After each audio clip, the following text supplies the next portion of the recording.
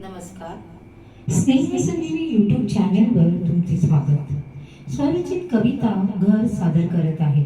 या कवितेत स्वरा आपल्या तळ्याकाठी असलेल्या घराचे वर्णन करत आहे.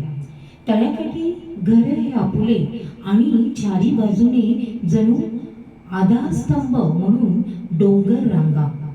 हिरवळ संजीवनीचे रूप, हिरवळ वाट म्हणजेच हरिवाट. श्री हरीचे दर्शन म्हणजे संजीवनी. हिरवीगार वाट आणि त्यात मायेची हवेची झुळूक आणि सोनेरी ऊन कोवळे रोषणाईने घर सजलेले.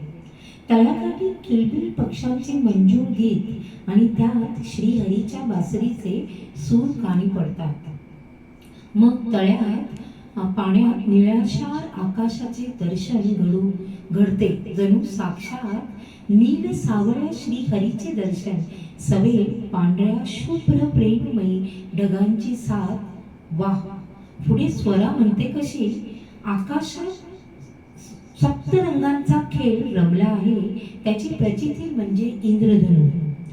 जणू मनातल्या स्वप्न नगरीचे दर्शन या तळ्याकाठी अवतरले आहे.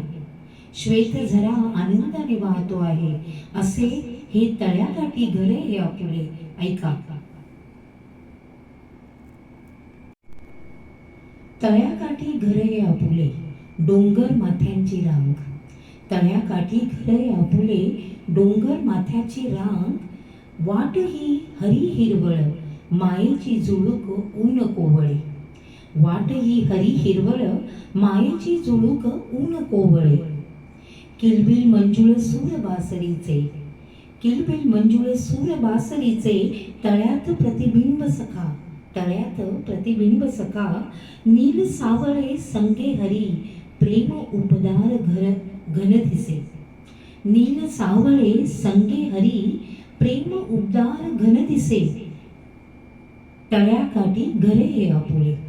सप्तरंगी इंद्रधनु गमले, सप्तरंगी इंद्रधनु गमले. लाभले स्वप्न नगरी मना, लाभले स्वप्न नगरी मना.